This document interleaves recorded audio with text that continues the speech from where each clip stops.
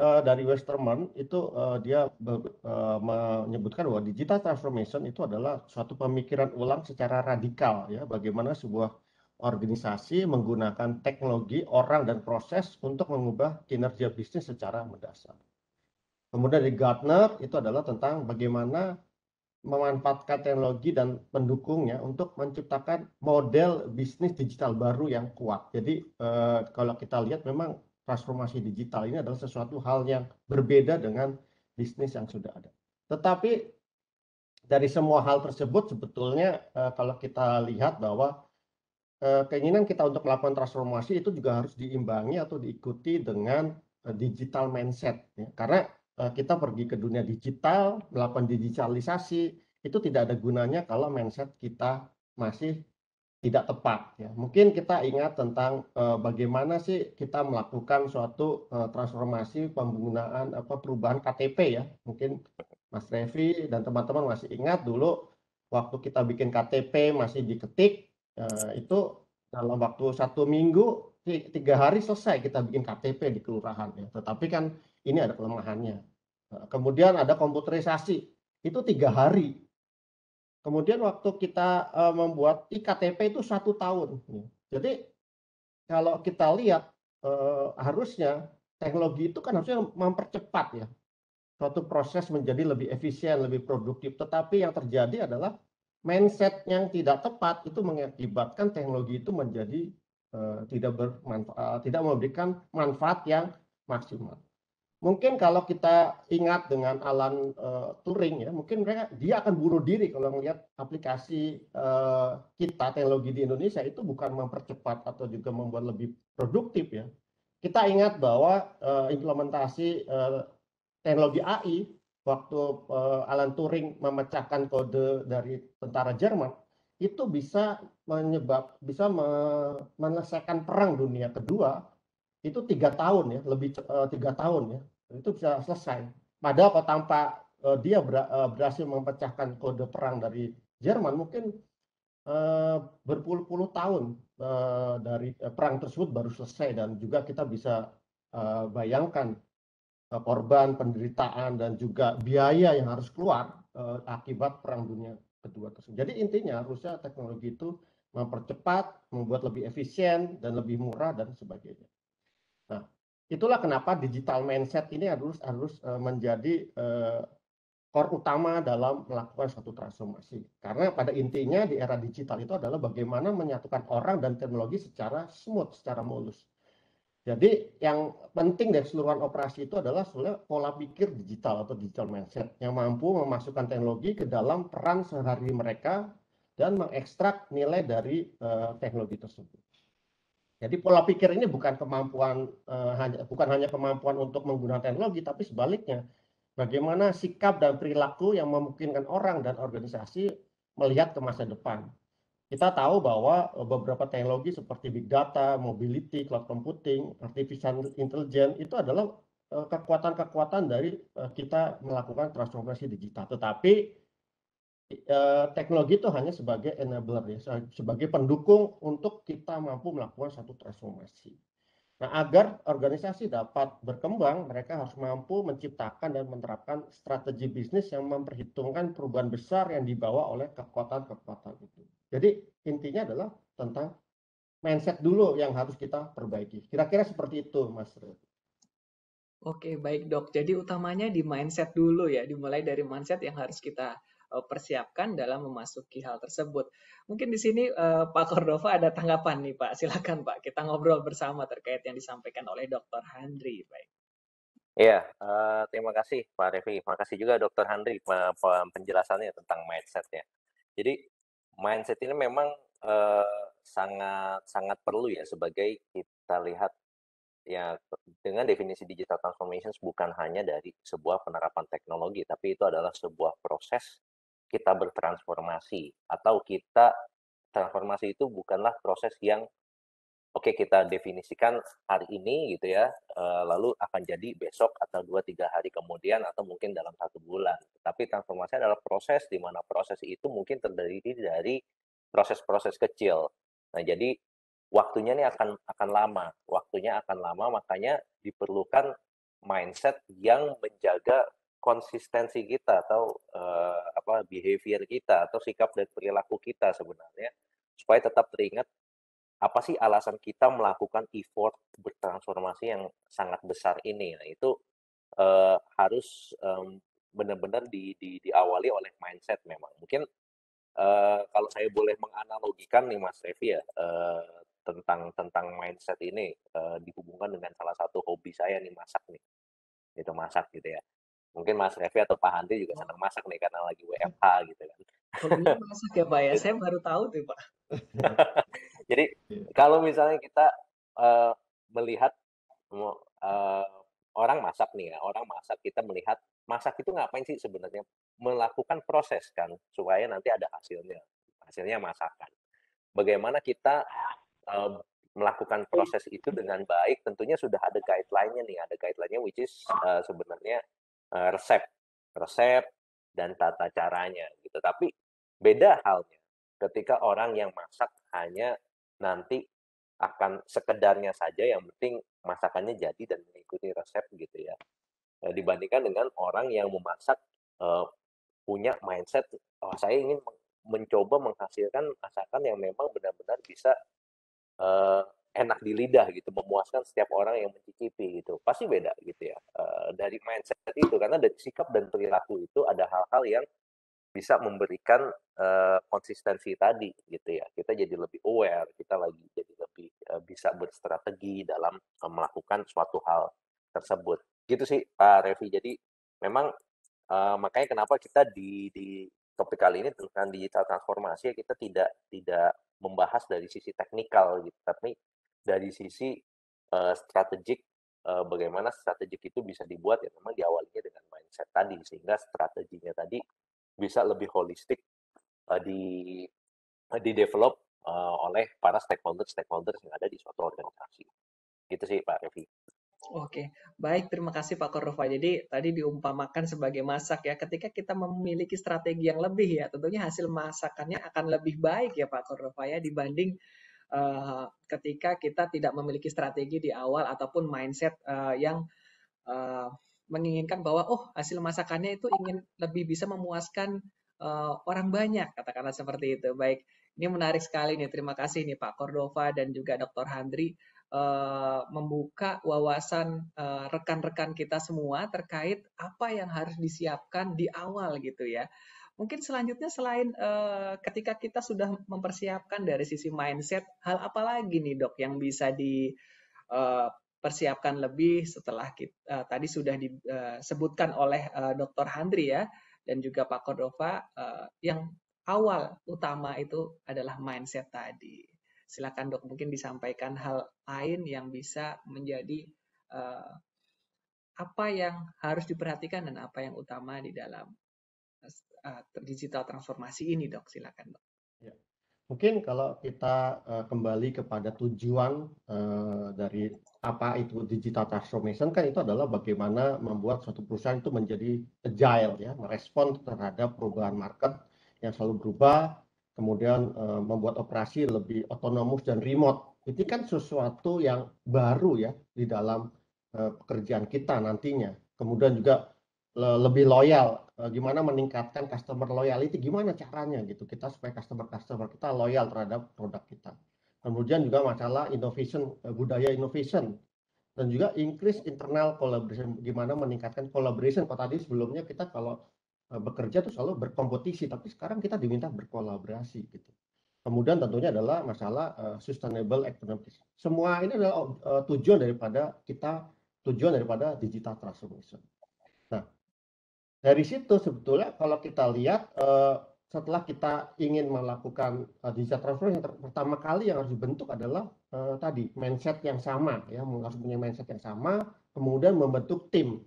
Kalau kita lihat dari tim yang dibentuk itu ada define, measure, analyze, improve. Dan yang pertama dibentuk itu adalah melainkan visi daripada perusahaan kita dalam bertransformasi. Itu alignment digital vision, itu berarti kan harus ada persamaan persepsi tentang mau dibawa kemana atau kita ingin berubah ke arah mana. Terus yang kedua di sini adalah digital talent, dan juga yang ketiga adalah tim. Jadi kalau dilihat di sini people-nya yang lebih diutamakan. Jadi karena namanya enterprise itu kan isinya orang gitu. Nah, gimana kita memperdayakan orang-orang tersebut. Kemudian dari McKinsey report juga gimana supaya caranya kita sukses dalam melakukan suatu transformasi digital. Di situ kita lihat bahwa sebagian besar itu tentang orang gitu.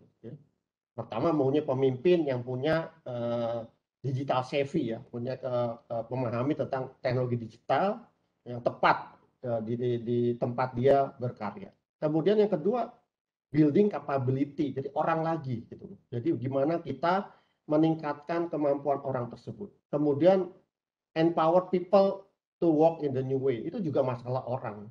Jadi kemudian juga kita memberikan tool-tool membiasakan orang untuk bekerja dengan teknologi digital sehingga dia terbiasa, mindsetnya juga berubah ya. Kemudian juga tentunya masalah komunikasi. Di sini dia tidak bicara tentang teknologi, tetapi lebih ke arah bagaimana mengubah mindset, menjadi inovatif ya, menjadi kreatif dan sebagainya. Itu adalah kunci sukses dari kita melakukan digital transformation. Jadi poinnya adalah itu Pak Revi. Mungkin dari Pak Kodorpo ada saran masukan, silakan. Oke, terima kasih dok. Jadi tadi selain mindset tadi ya, jadi ada hal penting lagi gimana caranya menentukan objektif gitu ya, lalu membuat suatu tim dan juga bagaimana tim tersebut dapat memfollow up hal tersebut gitu ya. Mungkin sampai sini Pak Cordova ada opini atau pendapat lagi Pak Cordova terkait yang disampaikan oleh Dr. Handri.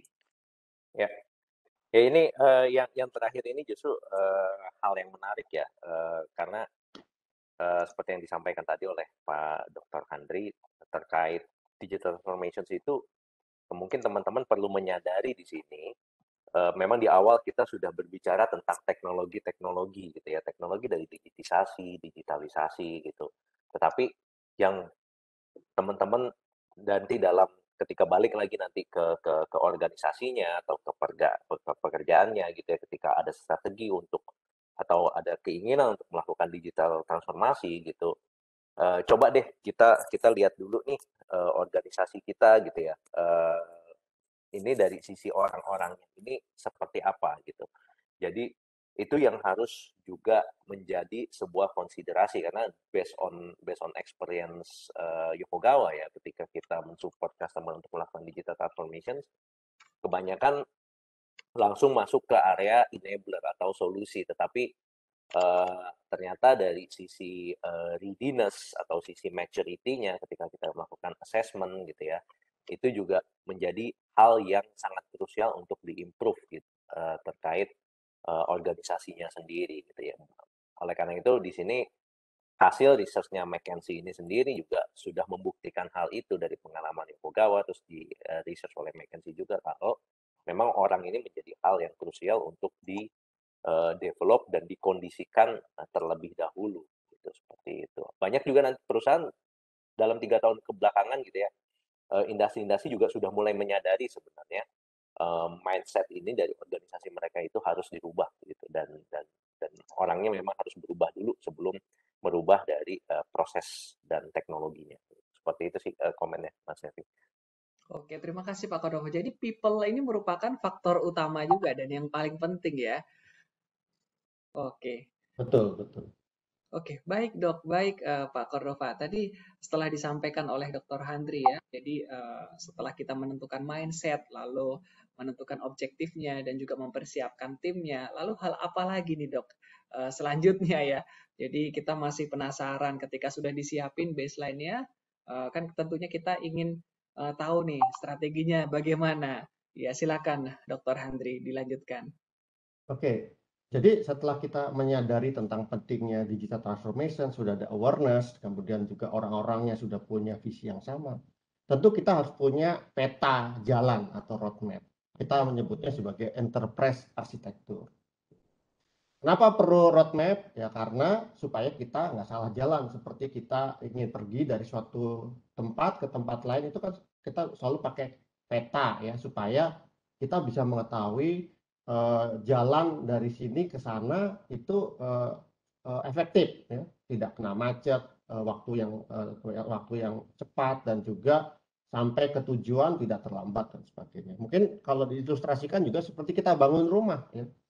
Kita kalau punya rumah, umpamanya rumah sudah ada, ya umpamanya ini rumah pertama itu masih sederhana, hanya 2 kamar tidur, ya.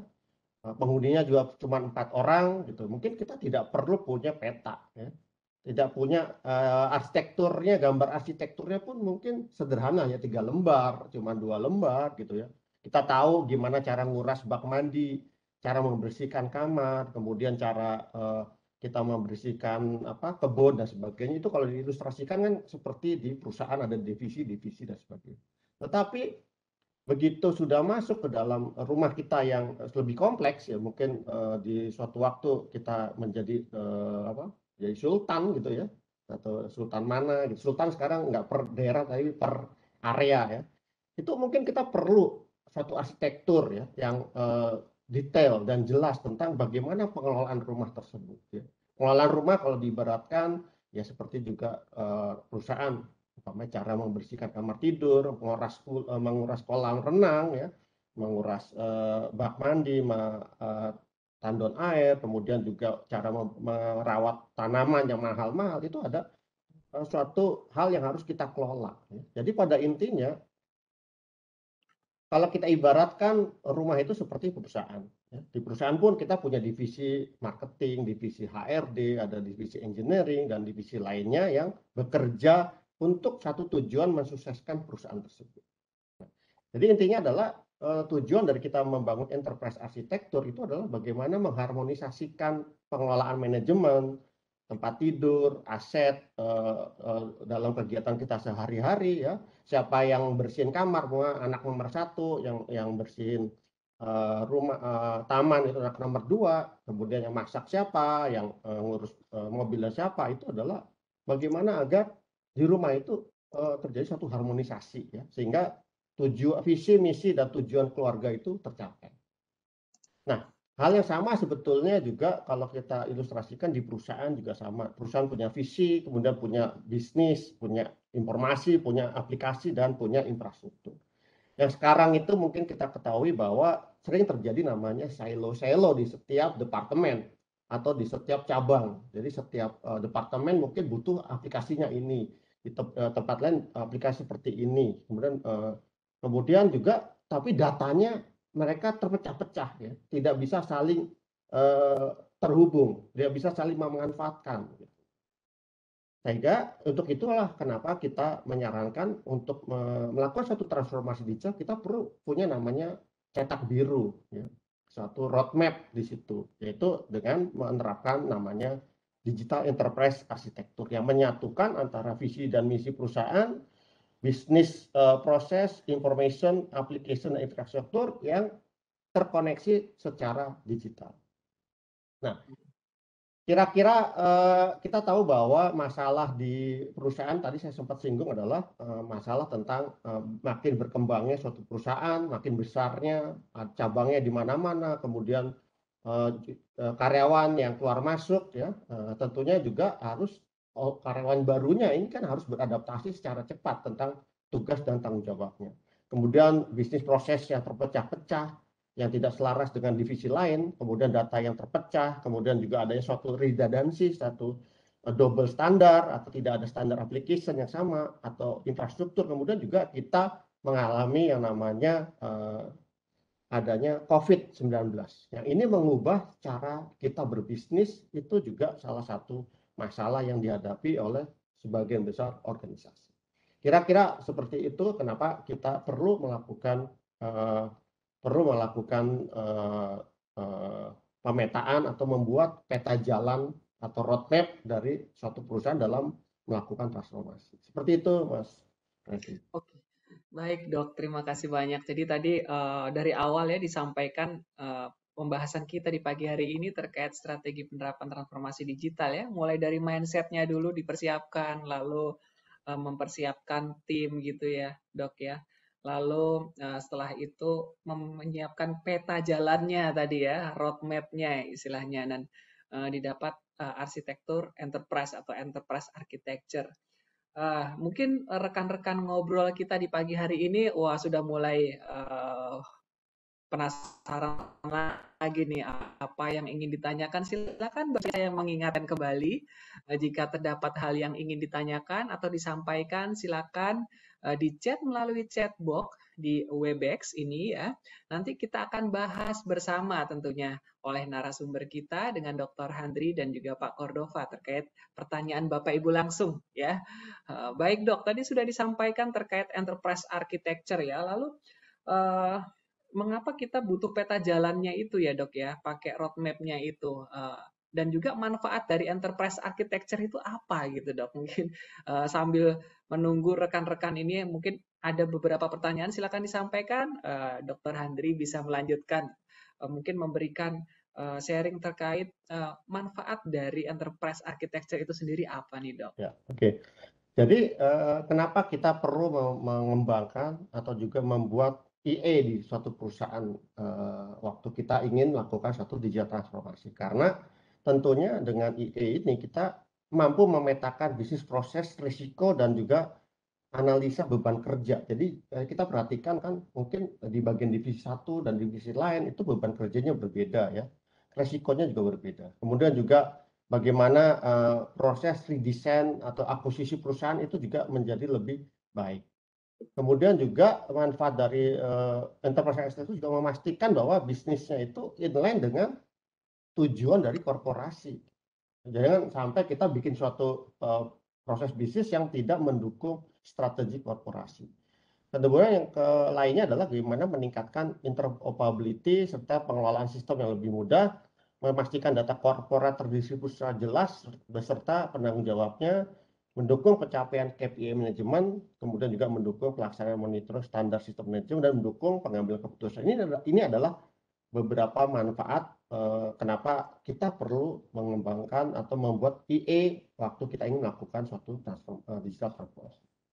Jadi enterprise arsitektur itu adalah suatu blueprint ya, suatu blueprint yang melainkan, yang menselaraskan organisasi visi dan misi dengan bisnis proses, dengan information teknologi perspektif dari data, dari application, kemudian dari teknologi. Nah itulah bagaimana kita melainkan antara bisnis, data, application, dan teknologi. Itu bentuknya nanti akan seperti ini yang kita bisa lihat secara visual ya, secara visual, dan kita bisa mencari keterhubungannya, umpamanya aplikasi apa saja yang dipakai di sana, kemudian juga aplikasi apa saja yang sudah absolut umpamanya ya, data apa saja yang ada di suatu organisasi, sehingga dengan pemanfaat dengan digitalisasi seperti itu kita akan mendapatkan manfaat dan mungkin meng-create suatu bisnis baru atau juga produk baru dari data-data aplikasi-aplikasi yang terintegrasi, termasuk juga masalah nanti cyber security ya. Kalau kita bisa assess, oh aplikasi ini ternyata sudah absolut, karena setiap aplikasi software teknologi itu ada absolutnya ya. Kita tahu seperti Windows, Linux itu kan ada juga absolutnya. Kalau absolut biasanya rentan dengan serangan untuk cyber seperti itu. Itu adalah tujuannya. Kemudian yang kedua manfaatnya adalah kita seperti melihat suatu organisasi atau melihat suatu tempat itu dari tempat teratas, atau kita menyebutnya adalah helikopter view. Jadi enterprise architecture itu kita bisa melihat tentang organisasi kita itu dari kita melihat secara detail ya, dari arsitekturnya, visinya, kemudian dari bisnis arsitekturnya, teknologi yang dipakai apa, kemudian informasi yang tersedia apa saja, data yang ada apa saja ya. Kemudian bisnis prosesnya apa saja di setiap divisi itu kita bisa petakan, kita bisa lihat, sehingga membantu kita dalam berubah gitu loh. Itulah salah satu tujuannya kenapa kita perlu membuat IE ya. Kira-kira seperti itu Mas Revi. Oke, baik Dok. Jadi tadi sudah disampaikan mengapa sih kita harus mendevelop sebuah enterprise architecture gitu, dan juga manfaatnya gitu ya Dok ya. Lalu terkait enterprise architecture tersebut gitu ya, mungkin rekan-rekan ngopi di pagi hari ini juga banyak yang bertanya-tanya ya. kita sudah tahu nih apa-apa saja yang dibutuhkan termasuk enterprise architecture. Penasaran juga nih, Dok, bagaimana cara mendevelop enterprise architecture itu ya? Lalu mungkin ada strategi atau cara yang direkomendasikan gitu ya terkait bagaimana caranya membangun sebuah enterprise architecture yang baik, Dok. Ya. Iya. Oke, supaya semuanya itu sama, mungkin pertanyaan ini ini adalah menjawab tentang bagaimana mulainya, gitu. Bagaimana mulainya membuat enterprise architecture. Siapa saja yang terlibat, bagaimana cara bikinnya, kemudian step-step apa saja yang dilakukan, kemudian juga apakah ada standar desain untuk membuat enterprise architecture. Nah itu kita bingung dan juga mungkin perlu contoh ya tentang apa sih IE, gambaran IE di suatu organisasi atau perusahaan seperti apa. Atau template-nya ada nggak? Gitu. Nah itu kita biasanya pakai framework ya, ada suatu IE framework. Ada beberapa macam IE framework, cuman yang sekarang cukup fleksibel digunakan dan juga banyak digunakan itu adalah TOGAF. Ya. TOGAF ini adalah suatu standar framework untuk enterprise architecture. Jadi TOGAF ADM ini itu memberikan suatu proses dan juga reproduksi proses yang dapat dikembangkan untuk membuat satu arsitek menghubungkan antara semua arsitek yang ada di dalam perusahaan tersebut. Jadi di dalam arsitektur development method ini dari TOGAF itu termasuk di dalamnya bagaimana membangun arsitektur framework, mengembangkan konten, transitioning dan merealisasikan tentang arsitektur tersebut. Jadi gambarannya adalah dengan TOGAF dengan satu framework yang kita gunakan untuk membangun IE ini ada namanya bagaimana visi dari perusahaan tersebut, misi perusahaan tersebut ditempatkan di dalam vision, kemudian juga model finish kanvasnya itu model bisnis yang mau dilakukan sekarang seperti apa, kemudian organisasinya itu ada penyelesaian atau tidak ya. Karena kita sering hadapi bahwa banyak sekali perusahaan-perusahaan tuh yang punya redundant divisi ya, yang pekerjaan dan tugasnya tuh sama gitu ya. Atau juga strategi apa yang harus kita mulai, yang harus kita lakukan. Nah, itu kita perlu membangun dengan menggunakan suatu framework sehingga kita punya acuan yang sama, punya sudut pandang yang sama tentang IE dari suatu perusahaan tersebut. Nah, di dalam hal yang pertama yang kita lakukan adalah tentang membangun visi dulu, ya, membangun visi dari perusahaan tersebut. Ya. Nah, salah satunya di dalam visi tersebut adalah kita harus punya orientasi yang jelas tentang bagaimana suatu perusahaan itu melakukan revolusi atau melakukan revolusi industri 4.0. Nah, ini kita perlu melangkah awalnya dari mana dulu gitu. Nah, itulah kenapa di dalam IE ini kita bisa menerapkan suatu strategi ya untuk melakukan suatu transformasi, mengubah suatu struktur organisasi supaya lebih lincah, lebih ramping dan juga bagaimana kita menghasilkan suatu nilai yang berkelanjutan atau value chain serta model bisnis yang baru. Kalau value chain ini adalah tentang saya dapat cerita dari profesor saya tentang value chain. Value chain itu apa sih? Artinya gini, suatu produk itu punya nilai yang berkelanjutan. Jadi dalam cerita itu profesor saya itu bercerita tentang bagaimana ada suatu operasi yang unik gitu, tetapi pasiennya tidak bisa atau tidak mampu membayar, ya. Tidak mampu membayar, tetapi kasusnya ini sangat unik, sehingga dia mengundang rektor-rektor atau juga perusahaan-perusahaan direktur perusahaan obat itu untuk hadir, tapi hadir itu hadir dalam operasi tersebut, dan dia harus bayar gitu, kalau ingin menyaksikan operasi yang sangat langka ini. Nah, setelah kembali profesor rektor-rektor ini dari operasinya, kemudian dia membuat buku, ya. Bukunya dia jual kepada mahasiswanya di kampusnya. Kemudian mahasiswa yang mengikuti kuliah dari profesor senior ini menjual kopiannya kepada mahasiswa juniornya. Nah, itu disebut dengan value chain. Kalau di perusahaan mungkin juga ada seperti itu ya, seperti buah hasil daripada batu bara, abunya menjadi bahan baku untuk semen. Jadi itu adalah bagaimana kita bisa membuat satu value chain dari perusahaan kita. Kemudian di dalam IE ini juga dalam kita menerapkan strategi yang banyak terjadi itu orang baru membuat strategi langsung melakukan transformation tanpa membuat peta jalannya atau membuat roadmap-nya. Itu yang terjadi, sehingga tadi yang disebutkan oleh McKinsey report bahwa hanya sekitar 30% perusahaan yang sukses melakukan digital transformation karena mereka langsung dari strategi langsung ke transformation, gitu. Langsung ke transformation, sehingga mereka tidak strategi yang di jalan langsung seakan-akan mereka lakukan suatu transformation, dia tidak membuat petanya dulu, sehingga yang terjadi adalah terjadinya silo-silo tersebut, gagalnya suatu transformasi. Jadi seperti itu, Mas Revi, tentang kenapa dalam menerapkan kita udah punya strategi, tetap harus kita perlu ada suatu roadmap suatu perusahaan dalam melakukan suatu transformasi digital.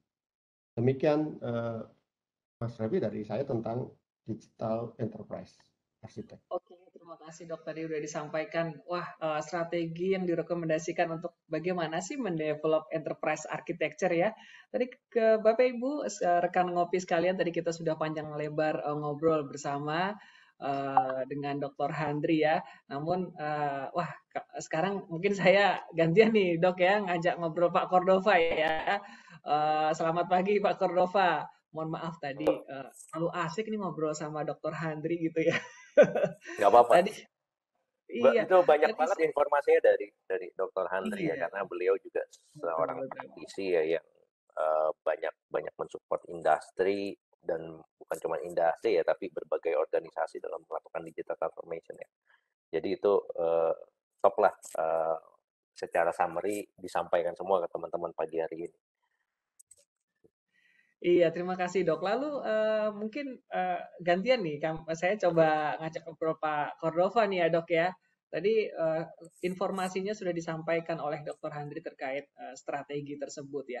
Lalu mungkin langkah awal di digital transformasi tadi kan disebutkan bahwa kita juga harus melakukan metodologi untuk asesmen atau apa gitu ya. Mungkin dari sini Pak Cordova ingin sharing juga nih terkait inisiasi dari digital transformasi itu awalnya harus ngapain dulu sih gitu kan Iya. setelah prepare tadi yang sudah disampaikan oleh Dr. Handri. Iya, silakan Pak Cordova. Mungkin tadi ya yang disampaikan oleh Dr. Handri terkait dengan readiness dan visions gitu ya. Bagaimana kita menginitiate sebuah transformation journey. Kita sudah tahu nih yang tadi disampaikan, kalau kita harus siapkan mindset gitu ya, lalu kita harus siapkan apa tadi, tim ya, mindset tim, lalu kita menuju ke enterprise architecture gitu. Enterprise architecture itu kita desain based on needs dari bisnis perusahaan. Tentunya harus ada link dengan bisnis perusahaan. Ini untuk saya sharing nih, saya pakai slide sendiri, sudah kelihatan ya Pak Revi ya? Oh, sudah terlihat Pak. Ya. Iya, Ya, silakan Pak jadi Cordova. tadi terkait menginisiasi transformation journey ya. Mungkin sebelum saya masuk ke sana gitu, saya mau coba uh, mensummary atau sedikit sharing analogi atau sebuah information yang cukup bisa merefleksikan tadi apa yang disampaikan oleh Dr. Handri ya. Ini mengingatkan aja sih ke teman-teman, kalau di sesi pertama sebenarnya ini sudah sempat di-sharing Pak Revi, kalau teman-teman ingat ya, yang sudah ikut dari sesi pertama terkait karakteristik atau prinsipal dari Industri 4.0. Dan di sini kita bisa terlihat di gambar yang sebelah kiri, di mana di Industri 3.0 itu semuanya sangat hierarkional, ya sangat hierarkional, tetapi nanti di Industri 4.0 atau di hal yang sekarang ini, yang ditargetkan itu apa sih? Yang ditargetkan adalah dengan adanya perkembangan sistem digital yang semakin advance gitu.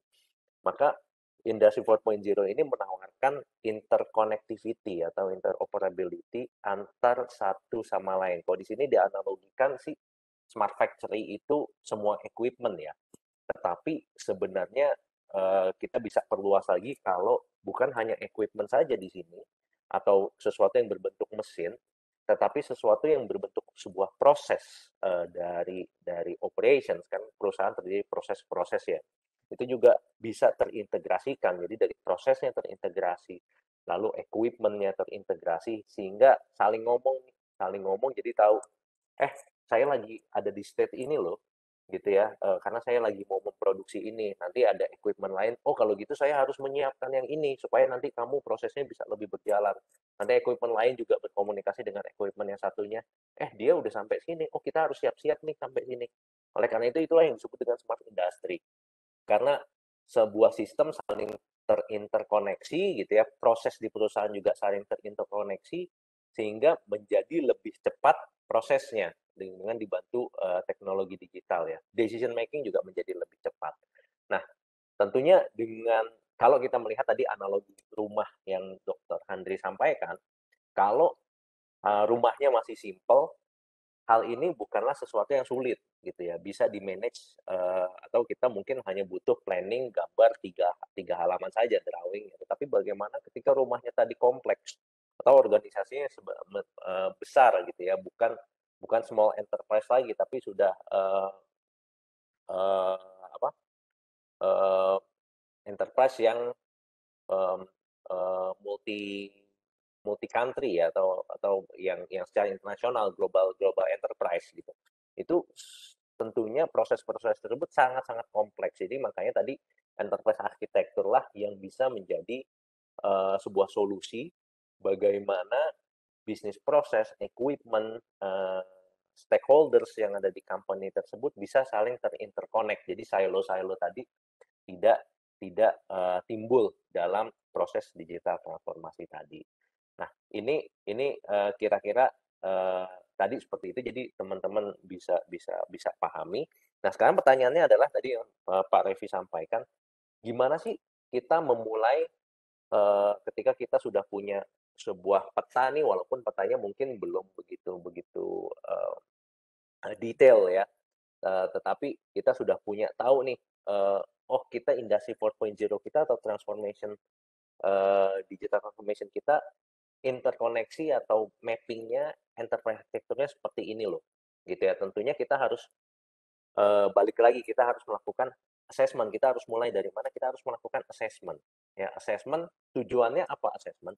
Sehingga kita juga bisa benar-benar memahami, tahu kalau posisi kita saat ini ada di mana. Dari sisi readiness kita atau maturity kita, ini ada di mana sehingga nanti kita bisa tahu strategi atau step by step dari implementasi enterprise architecture itu seperti apa. Nah, di sini untuk membuat strategi itu atau assessment dan kita mengejuantahkan visi tadi, ada sebuah framework yang diperkenalkan oleh World Economic Forum, ya digunakan oleh World Economic Forum, diperkenalkan secara worldwide yang disebut dengan Smart Industry Readiness Index. Ya, Smart Industry Readiness Index ini adalah kita menyebutnya SIRI ya, SIRI, sebuah framework yang memang dipromosikan secara worldwide sebagai framework yang dapat diimplementasikan di berbagai lini industri untuk meng-guide teman-teman melakukan transformasi digital.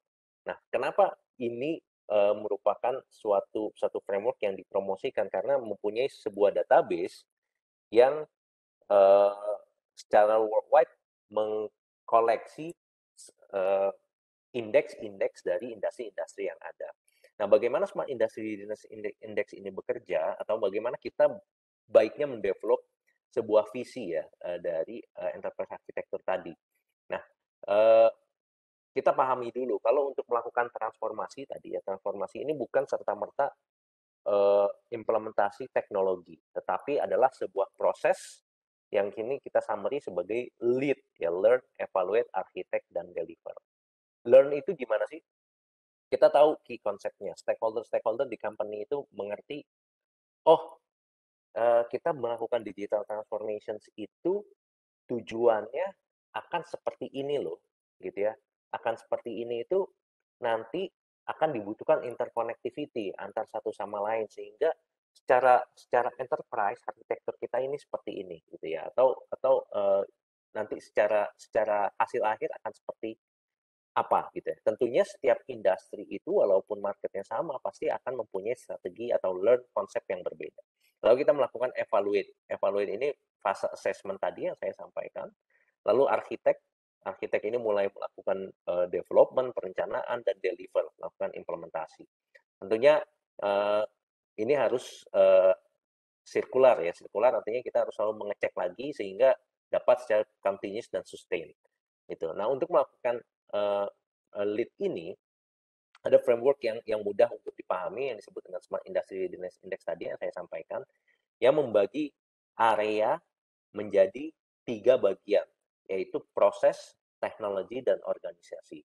Ya, kenapa area ini menjadi area yang di-assess paling utama di industri ya, karena memang secara general enterprise itu isinya adalah sebuah proses ya, baik itu proses produksi, proses administrasi ada di situ, proses development ada di situ, di mana proses tersebut dilakukan menggunakan support dari sebuah teknologi. Ya, bukan sebuah ya, tapi proses tersebut dibantu dengan menggunakan teknologi, dan yang menjalankan proses dan menggunakan teknologi ini adalah organisasi itu sendiri. Jadi ini sebuah mata rantai yang komplit untuk melihat, membuat strategi visi tadi. Kita melihat dari prosesnya, teknologinya, dan organization-nya ya. Dan nanti ada framework lain yang disebut tier, nanti yang dapat nanti akan saya bahas selanjutnya. Tapi kita fokus dulu di Smart Industry Readiness Index ini. Ya. Kalau kita lihat proses ini dibagi menjadi 3 buah dimensions, yaitu vertical integration, horizontal integration, dan integrated product life cycle. Ya, vertical integrations ini maksudnya bagaimana dari sebuah perencanaan company dalam melakukan proses produksi itu dapat langsung dijuantahkan atau dapat langsung disampaikan ke fasilitas produksinya. Jadi seolah-olah bayangin proses masak tadi ya, kalau kita analogikan proses masak, ketika kita punya rencana masak, ternyata udah jadi nih masakannya gitu dengan cepat gitu. Nah, itu karena ada interconnectivity gitu ya. Kalau misalnya mungkin ada pasangan kita, ternyata pasangan kita pengertian nih dengan keinginan kita, nah makanya langsung jadi. Nah, itu adalah seolah-olah seperti vertical integrations dari perencanaan lalu langsung dilakukan eksekusi proses. Ada integrasi di situ. Nah, integrasi tadi menyebabkan proses menjadi lebih cepat dan harapannya menjadi lebih efisien. Lalu ada horizontal integrations, di mana ini lebih ke fungsi supply chain ya. Fungsi supply chain, kalau tadi balik lagi kita masak, tentunya kita nggak akan bisa melakukan proses masak tadi kalau nggak ada bahan-bahannya gitu. Nah, supply chain ini tentunya kita mau masak ternyata bahannya memang sudah disiapkan gitu ya. Bahan-bahannya sudah disiapkan karena tadi dari prosesnya tadi, dari keinginan tadi sudah dapat terbaca nih gitu ya. Sudah dapat terbaca, barang-barangnya udah ada, tinggal nanti diproses di proses vertical integration. Lalu ada product life cycle. Nah, ini proses development di mana prosesnya itu bagaimana masakannya itu bisa terus terimprove. Itu semuanya sangat berhubungan ya satu sama lain. Nah, lalu dari proses ini menggunakan teknologi apa saja ini juga dibahas gitu ya. Nah, untuk Smart Industry Readiness atau Industry 4.0, teknologi yang kita fokuskan itu di 3 area, yaitu automation-nya, seberapa otomasi kita ini levelnya ada di mana sih? Lalu seberapa terkoneksinya sistem-sistem kita tadi, dan seberapa intelligence-nya sistem-sistem kita tadi. Ini adalah fokus assessment dari teknologi terkait dengan Industri 4.0. Nah, lalu ada organisasi. Nah, organisasi ini baik dari sisi talent-nya sendiri dan leadership, maupun ya ini ke orang ya, sistem orang. Jadi kita lihat di sini workforce-nya, orang-orang yang berkecimpung di bidang di perusahaan itu maupun leadership-nya. Sebelah kanan ini structures management, yang bagaimana structures perusahaan itu mendukung perubahan transformasi digital seperti itu. Nah, kalau kita lihat lebih detail lagi gitu ya, lebih detail lagi bagaimana kita melakukan leveling atau melakukan assessment, melihat mengetahui di mana kondisi kita saat ini. Tadi kan kita tujuannya untuk melihat kondisi kita ya. Nah, ini ada di kita harus melakukan evaluasi tentunya, melakukan refleksi terhadap company kita sendiri ada di level mana. Nah, Siri ini menyampaikan level-level yang sudah sangat jelas sudah sangat jelas apa yang harus dicapai sih sehingga industri kita bisa disebut digital transform industry atau industri yang sudah menerapkan industri 4.0. Pertama, industri yang sudah menerapkan industri 4.0 tentunya ditargetkan adalah mempunyai proses yang sudah automated bahkan intelligent. Ya, intelligent tadi yang saya sampaikan analogi saya pengen suatu makanan gitu, sudah terproduksi, sudah ada yang mengerti untuk menyiapkan masakan itu ya. Itu tentunya proses intelligence. Lalu ada di sisi automations kita inginnya fleksibel atau converge. Converge ini artinya satu sama lain itu sudah terhubung antara shop floor, enterprise dan facility. Ya fleksibel ini artinya adalah uh, sistem kita ini bisa di scale up ataupun scale down ya seperti itu. Lalu ada connectivity, apakah real time dan scalable. Lalu ada intelligence, targetnya adalah bisa mencapai bukan hanya prediktif tapi adaptif. Artinya apa adaptif ini? Ketika ada kebutuhan yang berubah, dapat serta-merta sistem keseluruhan teknologi dan proses ini didukung dengan sistem intelligence tadi dapat beradaptasi dengan cepat. Nah, sama halnya dengan di organisasi tadi, forward looking, adaptive, integrated. Nah, intinya adalah Siri ini merupakan strategi atau framework yang digunakan secara global yang sudah memberikan arahan-arahan, ya arahan-arahan sehingga dapat digunakan oleh seluruh enterprise tadi, dimengerti oleh para stakeholder-nya tadi bahwa posisi kita ada di level sekian loh, dan kita akan mengarah ke level sekian dengan strategi yang tadi enterprise architecture yang Pak Andri sampaikan, dan kita akan melakukan ini dalam waktu sekian tahun. Gitu. Jadi arahannya sudah jelas, frameworknya, mappingnya sudah jelas, dan kita tahu mau ke arah mana. Seperti itu. Dan Siri tidak menargetkan untuk sampai di level 5 semuanya, tetapi dibandingkan dengan industri sejenis yang sudah mempunyai ada database-nya di Siri, membandingkan dengan industri sejenis itu kira-kira untuk base-nya sekarang ada di mana sih yang terbaiknya, apakah di level 3 atau level 2 gitu ya. Karena buat apa kita langsung sampai ke level 5 gitu, ternyata industri sejenis pun dengan level 3 itu sudah kompetitifnya sudah ada di angka lebih dari 95% ya, top 5% misalnya seperti itu. Jadi seperti itu Pak Revi strateginya. Sorry kalau misalnya agak lama ya. Baik Pak Cordova, jadi luar biasa sekali disampaikan. Ada salah satu metode ya untuk assessment terkait digital readiness dan juga maturity assessment dengan menggunakan Siri ya Pak Cordova ya. Sudah disampaikan. Nah, di sini juga ada beberapa parameter atau bilangnya dimensi ya. Ada 16 dimensi yang menjadi sudut pandang atau poin yang harus dibahas gitu kan.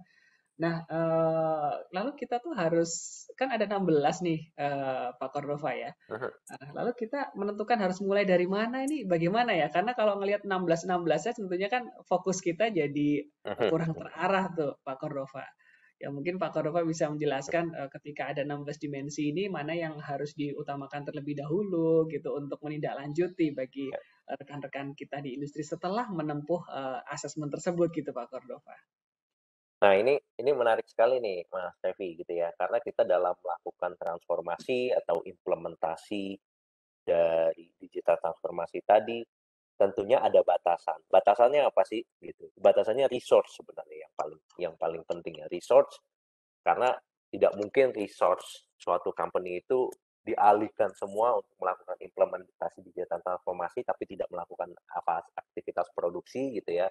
Tentunya ada waktu juga di situ ya yang juga penting, resource waktu dan juga resource terkait finansial gitu ya. Karena ada batasan resource tadi, benar yang Pak Revi sampaikan. Karena ada batasan resource tadi, maka kita harus melakukan yang kita sebut prioritisasi nih. Prioritisasi mana sih yang akan benar-benar memberikan impact yang signifikan dengan kita melakukan perubahan di dimension ini gitu ya. Itu yang akan kita lakukan lebih dahulu. Nah, Siri pun juga sudah memberikan metodologinya. Dan tadi sudah disinggung juga oleh Dr. Handri ya. Kalau kita melakukan transformasi ini ya harus align dong dengan strategi perusahaan gitu. Harus align dong dengan strategi perusahaan. Buat apa gitu kita melakukan transformasi tanpa ada alignment dengan strategi perusahaan. Salah satu caranya untuk melakukan prioritisasi tadi disampaikan oleh Siri, kita harus meng-align dengan strategi perusahaan. Lalu strategi apa yang bisa kita lihat, bagaimana cara melihat strategi perusahaan secara holistik dan dimasukkan ke dalam Siri, gitu ya. Nah, sebelum saya sampaikan lebih lanjut terkait prioritisasi ini, jadi Siri tadi didevelop oleh industri untuk industri. Maksudnya gimana? Jadi yang terlibat oleh Siri ini adalah para pelaku industri, baik itu dari company seperti Yokogawa atau company sejenis sebagai teknologi provider Yokogawa seperti Yokogawa. Terus ada juga dari sisi user atau sisi industri yang menggunakan teknologi-teknologi tersebut. Dan juga ada dari sisi akademisi, ya, dan juga dari sisi bisnis consultant seperti McKinsey, Accenture, dan lain sebagainya. Jadi organisasi tersebut bergabung bagaimana kita membuat framework yang benar-benar bisa digunakan di banyak industri dalam mengimplementasikan industri 4.0. Ya, jadi tadi Siri ini di-develop background-nya seperti itu. Nah, lalu dalam melakukan prioritisasi tadi, hasil dari organisasi yang berembuk mendevelop Siri ini, ada 3 hal atau 4 hal yang dilakukan untuk melakukan prioritisasi. Kalau tadi teman-teman lihat ini ada di frase namanya tier. Tier ini today's state ini berhubungan dengan dimension tadi. Lalu ada impact to bottom line. Seberapa impact-nya sih perubahan di dimension yang kita lakukan nanti terhadap bisnis perusahaan. Lalu essential business objective dan bagaimana tadi pengaruhnya pada ketercapaian bisnis objektif, visi, misi, KPI dari perusahaan. Dan kita lakukan reference to broader community, artinya apa? Kita melakukan benchmarking juga. Di industri sejenis, sudah sampai di level apa smart industry readiness-nya, seperti itu. Nah, ya tadi memberikan kemampuan kita atau memberikan metodologi untuk melakukan prioritisasi seperti impact to bottom line tadi, kita lihat dari sisi cost structures dari company. Ya, jadi kita menganalisa cost structure dari sisi company, yaitu ada 10 cost area, structure area yang kita fokuskan, ya baik itu dari aftermarket service, depreciation, labor, maintenance, consumables dan raw material ya. Lalu R&D, ada operations, transport, distribution, utility dan lain sebagainya ya. Ini adalah cost structure yang utama dalam melakukan proses produksi. Lalu ada 14 KPI, ini yang fase E tadi ya, fokus ke visi dari perusahaan. Apa yang ingin dicapai nih dengan apa yang ingin di-improve dengan kita melakukan industri 4.0 atau digital transformations. Apakah dari sisi productivity, flexibility, quality, atau speed gitu ya. Nanti kita bisa memprioritaskan ada 5 yang kita fokuskan dan ada 3 area yang kita fokuskan untuk di cost. Dan juga kita mau lihat planning horizon-nya, artinya planning yang ingin kita develop, implementasi yang ingin kita develop itu dalam jangka waktu 1 tahun kah, 2 tahun kah, atau long term ya, sampai 5 tahun, seperti itu. Nah, Siri mempunyai kalkulasi metode tadi, ya, di mana data-data dari cost structures ini dan data-data KPI setelah planning horizon tadi dimasukkan dalam calculation method tadi sehingga keluar sebuah value yang memberikan informasi bahwa untuk melakukan improvement di area cost ini dan mencapai KPI tadi yang kita targetkan, maka kita harus fokus melakukan improvement di 4 dimensions utama yang akan memberikan impact yang signifikan. Di sini yang ditandai dengan highlight kuning seperti ini ya. Nah, ini contoh aja ya, seperti itu. Nah, sehingga nanti dari hasilnya tadi, ini bisa kita petakan atau bisa kita masukkan ke strategic enterprise architecture kita. Oh, kita sudah tahu nih kita akan fokus di 4 area ini. Ya, 4 area ini lalu kita masukkan tadi kita implementasikan atau kita kolaborasikan dengan enterprise architecture kita sehingga menjadi strategi-strategi implementasi yang sudah terarah untuk dilakukan dalam pengimplementasian Industri 4.0 atau digital transformasi tadi. Kira-kira seperti itu prioritisasinya, Pak Revi. Oke, baik Pak Korova. Jadi intinya tadi ada banyak dimensi ya, 16 dimensi bagaimana caranya kita bisa fokus uh, menindaklanjuti hal tersebut. Setelah dilakukan asesmen, tentunya kita harus lakukan prioritisasi tadi ya Pak Korova ya, sehingga kita bisa mengetahui mana yang lebih efektif untuk ditindaklanjuti lebih awal. Baik, terima kasih Pak Cordova atas informasinya. Mungkin sebagai pesan penutup di sini Pak Cordova ingin menyampaikan lagi gitu Pak ya terkait next step di enterprise architecture. Apakah dari sisi Pak Cordova dan tim dapat membantu rekan-rekan melakukan perencanaan dan juga asesmen di rekan-rekan yang join pada ngopi kita di pagi hari ini. Silakan Pak Cordova. Mungkin mikrofonnya masih mute Pak Cordova, ya. Oke, thank you Pak Revi, sorry. Ya, Ya. balik lagi tadi ke awal tadi pemaparan dari Pak Dr. Handri terkait digital transformation, apa sih yang harus kita lakukan. Jadi digital transformation tadi sebenarnya sebuah proses untuk bertransformasi menggunakan teknologi-teknologi yang ada sehingga operations menjadi lebih efisien, ya, bahkan kita bisa dapat menemukan bisnis opportunity baru dari sebuah aktivitas yang tadinya normal-normal kita lakukan, ternyata dari hasil improvement tadi dengan menggunakan teknologi, ada opportunity baru nih untuk kita lakukan sebagai bisnis tertentu dari perusahaan kita.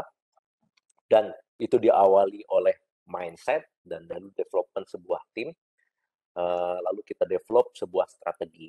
Nah, ini adalah proses yang Yokogawa selalu lakukan ya, karena juga disupport oleh Pak Andri sebenarnya ya, untuk melakukan perencanaan dulu dalam mengimplementasikan digital transformation ya. Jadi kita memang selalu mensupport industri dari sisi strategik perencanaan dulu sebelum kita masuk ke fase implementasi gitu ya. Jadi itu adalah service yang kita lakukan ke teman-teman industri supaya digital transformation-nya menjadi lebih sukses ya, lebih value-nya lebih optimum yang dicapai. Kita awali dengan fase assessment, fase strategic planning, itu yang kita lakukan di awal, service yang kita lakukan, baru nanti masuk ke fase project implementation gitu. Seperti itu Pak Revi. Oke, baik, terima kasih Pak Cordova. Ya, Bapak Ibu sekalian, tadi sudah seru sekali ya kita ngobrol bersama rekan ngopi kita di pagi hari ini, ada Pak Cordova dan juga Dr. Handri Santoso terkait strategi penerapan transformasi digital. Nah, tentunya di sini kami ingin mengajak bersama-sama rekan ngobrol kita di pagi hari ini, Bapak Ibu sekalian, kita akan lanjutkan menjawab beberapa pertanyaan yang sudah disampaikan nih Bapak Ibu. Jadi di saya sudah ada beberapa pertanyaan yang masuk ya. Mari kita bersama-sama ya menjawab mungkin ya Dr. Handri, mungkin Pak Cordova, ada beberapa pertanyaan yang sudah masuk ya. Mungkin yang pertama ini dari Bapak atau Ibu Tri gitu ya. Terkait mindset tadi ya. Bagaimana cara mengubah mindset tersebut atau cara yang efektif mengubah mindset. Mungkin ini saya bacakan satu persatu dulu, kemudian akan dibahas bersama ya, Dr. Handri dan juga Pak Cordova ya. Oke, mungkin pertanyaan pertama dulu dari Bapak atau Ibu Tri terkait bagaimana cara mengubah mindset tersebut. Silakan, yang akan menjawab mungkin Dr. Handri ya tadi materi pertama. Oke, Mas Revi, terima kasih atas pertanyaannya kepada Bapak Tri. Caranya mengubah mindset. Nah, ini pertanyaannya agak susah dijawab karena mengubah mindset ini lebih ke arah diri sendiri. Mungkin saya sarankan mainnya lebih jauh lagi ya, yang pertama ya. Jadi mainnya lebih jauh. Yang kedua adalah tentu organisasi itu harus memberikan semacam training ya, training, kemudian juga memberikan suatu pemahaman dan juga memberikan suatu studi case ya. Kemudian juga orang-orang tersebut juga diberikan semacam materi tentang kondisi dari perusahaan tersebut sekarang ini seperti apa, sehingga mereka juga diajak untuk bersama-sama membangun atau memajukan perusahaannya. Jadi itulah cara membangun mindset. Tetapi yang paling penting itu memang dari diri sendiri ya, bagaimana kita mau open mind ya, open mind tentang suatu informasi baru, suatu teknologi baru, cara baru, manajemen perubahan dan sebagainya. Itu mungkin seperti itu, Pak Mas Ren. Oke, terima kasih Dokter Handri. Jadi tadi disampaikan oleh Dokter Handri, semoga menjawab pertanyaan bagi Bapak atau Ibu Tri di sini ya. Bagaimana cara mengubah mindset? Tentunya perlu adanya seperti workshop atau training segala macam, dan juga untuk meningkatkan wawasan mungkin bisa mengeksplor lebih jauh ya Dokter tadi ya, mainnya lebih jauh lagi gitu ya.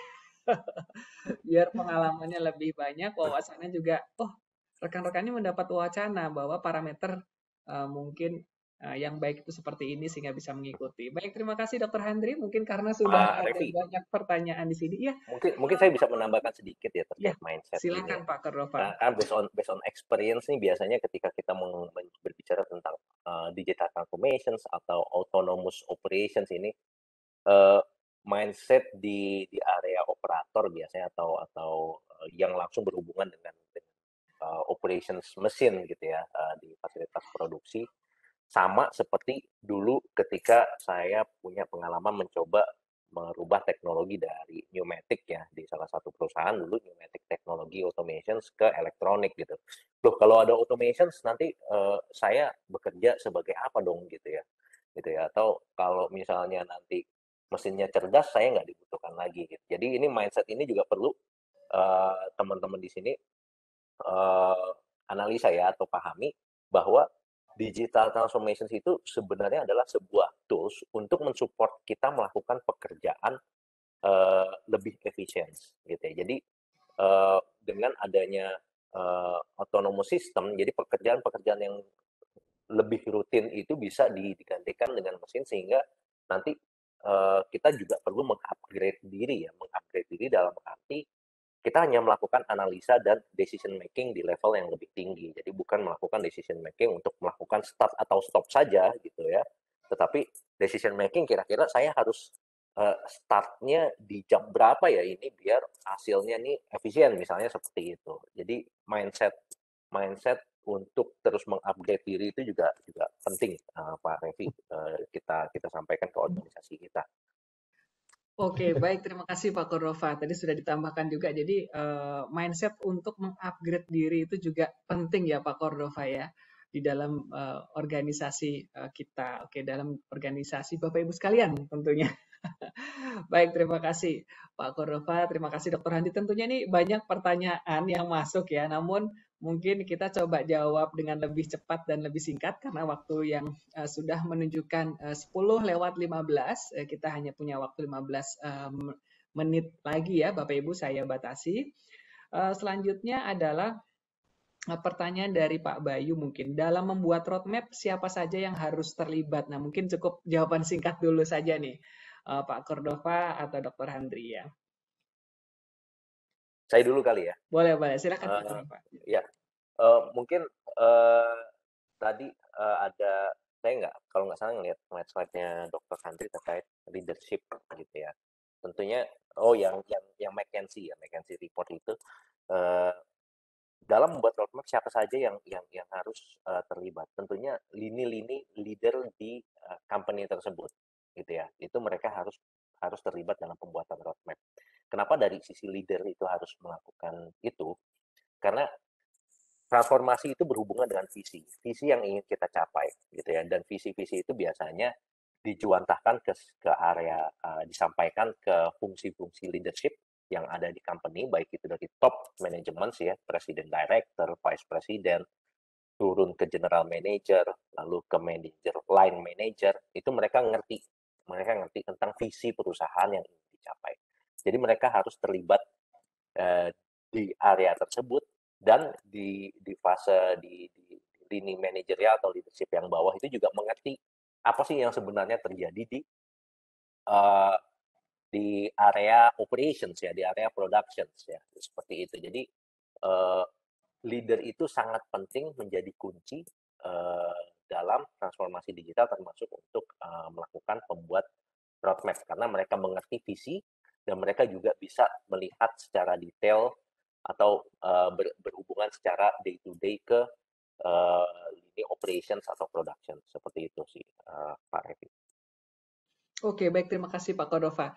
Tadi terkait membuat roadmap, jadi dari sisi pimpinan tertinggi juga harus terlibat ya, dan juga yang lainnya. Mungkin dari jawaban yang disampaikan Pak Cordova, Dr. Handri ada tambahan lagi atau bagaimana?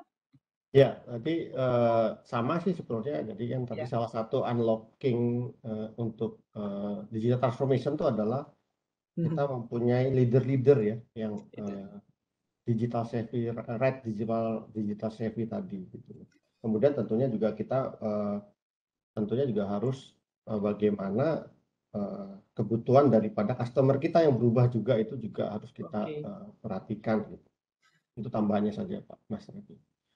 Oke, baik, terima kasih Dr. Handri. Baik Bapak Ibu, mungkin selanjutnya kita lanjutkan kepada pertanyaan berikutnya ya. Tadi sudah 2 pertanyaan, kita lanjutkan lagi.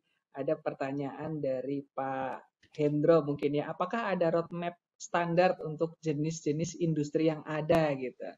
Nah, dari Pak Hendro, apakah ada roadmap standar untuk jenis-jenis industri yang ada? Nah, mungkin Dr. Handri yang akan menjawab atau Pak Cordova, silakan. Ya, mungkin saya jawab. Memang ya kalau TOGAP ini sebetulnya hanya memberikan guidance ya, semacam guidance.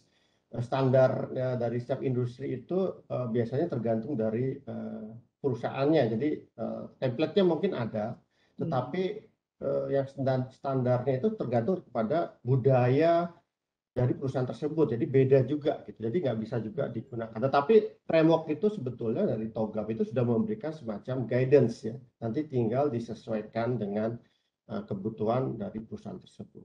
Jadi dan ada juga sebetulnya, tapi itu hanya sebagai guidance ya, bukan sebagai standar.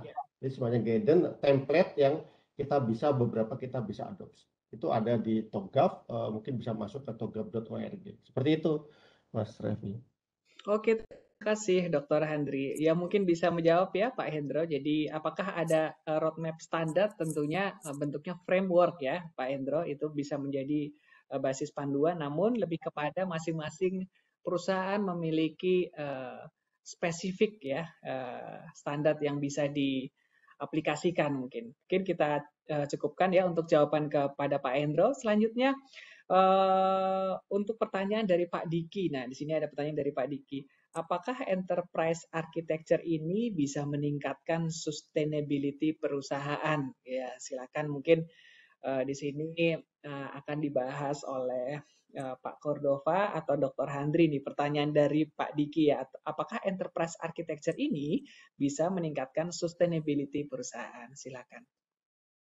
Oke, mungkin saya buka dulu jawabannya, yaitu tentang pertanyaan dari Mas Diki. Ya, beliau ini rekan saya juga ya, yang spesialis di energi efisiensi. Jadi tujuan dari IE itu sebenarnya memang untuk sustainability daripada perusahaan. Ya.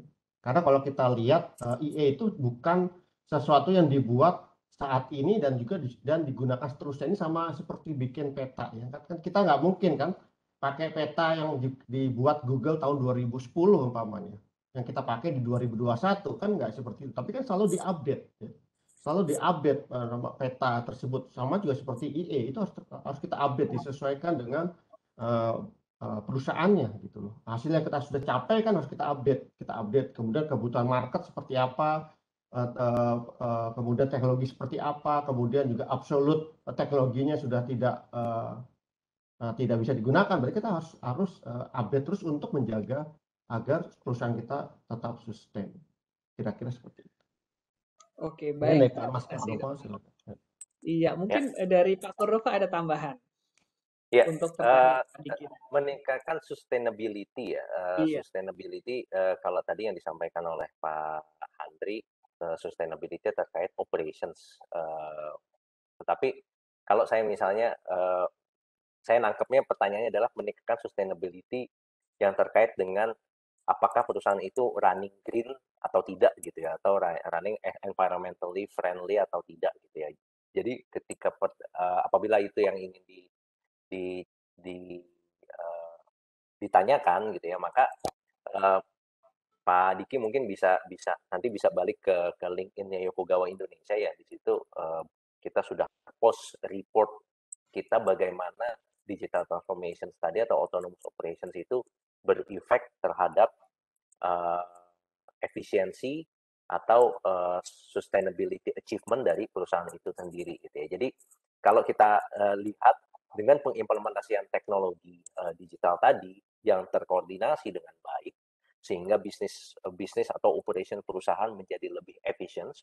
Efisiensi ini dalam arti adalah penggunaan raw material menjadi lebih efisien sehingga mengurangi defect dan mengurangi cacat produksi ya, di mana cacat produksi kita harus ada rework kita akan menggunakan energi lagi gitu ya, lalu emisi akan menjadi lebih tinggi, dan juga ketika proses tidak efisien emisi juga akan lebih tinggi, tapi kita lakukan optimisasi sehingga dengan input yang sama atau input yang lebih rendah kita bisa mendapatkan yield yang lebih tinggi. Itu dimungkinkan dengan implementasi digital transformation tadi, sehingga ada direct impact tadi terhadap sustainability operations atau green operations dari perusahaan. Nanti silakan nanti mampir ke LinkedIn Yokogawa, di situ ada report yang kita posting yang bisa dibaca bagaimana sih digital transformation tadi berhubungan dengan green operations dari company.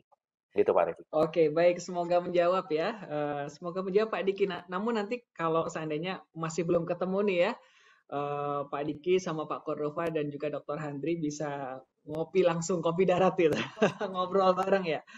Oke, mungkin terima kasih. Semoga bisa menjawab pertanyaan dari Pak Diki. Lalu selanjutnya, ini saya coba bacakan ya pertanyaan dari Pak Andri Kapuji ya. Pak Revi izin bertanya, dari pengalaman yang ada, berapa lama atau timeline implementasinya? Terima kasih. Mungkin ini dari pengalaman yang ada, berapa lama atau timeline implementasinya? Oke, silakan. Mungkin Pak Cordova atau Dr. Handri yang akan merespon. Pengalaman, kalau pengalaman mungkin dari sisi saya dulu ya, nanti Pak Andri pengalaman di industri lain mungkin bisa menyampaikan. Timeline ini tentunya berhubungan lagi tadi balik lagi dengan target atau strategi dari perusahaan gitu ya. Kalau misalnya ditanya kita berapa lama sih membangun framework gitu ya, pengalaman yang ada kalau kita batasi dengan framework ya, itu sekitar tergantung dari kompleksitasnya dan target yang ingin kita capaikan itu dari 3 sampai 6 bulan kita membangun strateginya gitu ya. Lalu implementasinya tentunya tergantung dari kompleksitas apa yang harus diimplementasikan. Itu bisa fase bulan atau mungkin tahunan, 2 tahun, 3 tahun, atau 5 tahun. Tapi kalau dilihat dari Siri tadi, framework yang ingin dicapai itu bergantung dari strategic company-nya gitu ya, dan dibatasi sampai 5 tahun.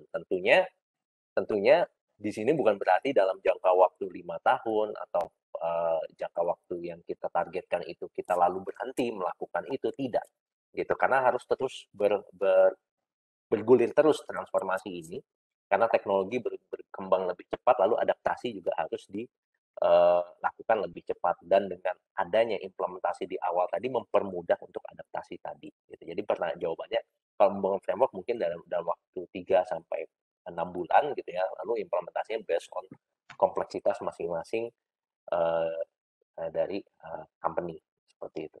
Oke, baik. Terima kasih Pak Cordova. Jadi jawabannya tergantung kompleksitas dari masing-masing company tentunya Pak Andri ya. Jadi bisa membutuhkan waktu yang singkat, tergantung.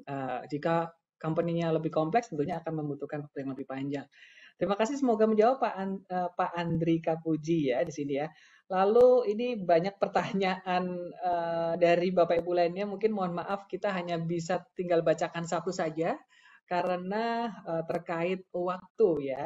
Jadi mungkin ini saya pilih pertanyaan terakhir saja dari Pak Elan Kurniawan ya. Mungkin di sini Pak Elan Kurniawan untuk merubah mindset Gyokugawa bisa bantu dengan mengenable simple analytic yang punya impact signifikan untuk organization terkait misal alarm management system dan juga yang lainnya ya. Misalnya kami dulu di Santan miss melihat alarm signifikan dari sebuah sistem DCS yang mengakibatkan suatu insiden misalnya ya. Simple improvement ini akan membantu meyakinkan manajemen untuk shift mindset dan provide resource tentunya untuk people, proses, teknologi untuk digital transformation. Nah mungkin nih yang terakhir dari Pak Elan Kurniawan boleh ditanggapi oleh Dr. Handri ya. Mungkin kita batasi Bapak Ibu sekalian. Di sini memang masih banyak lagi pertanyaan yang lain, namun kita batasi ini yang terakhir mungkin ya. Silakan Dokter. Oke, makasih Mas Revi. Jadi salam kenal Pak Elan Kurniawan. Kebetulan saya yang pasang CS3000 di Tanjung Santan ya. Untuk field bus lumayan besar, 150 field instrumen waktu itu. Jadi ini menarik sekali Pak Erwan. Memang salah satu cara kita mengubah mindset itu memang memberikan contoh ya. Mungkin kita bisa mulai dari proyek yang kecil dulu, yang mudah dilaksanakan dan tapi memberikan dampak yang sangat besar. Nah, contoh ini memang sangat menarik nih kalau memang kita diberi kesempatan ya Pak untuk mendeteksi tentang terjadinya miss dalam melihat alarm.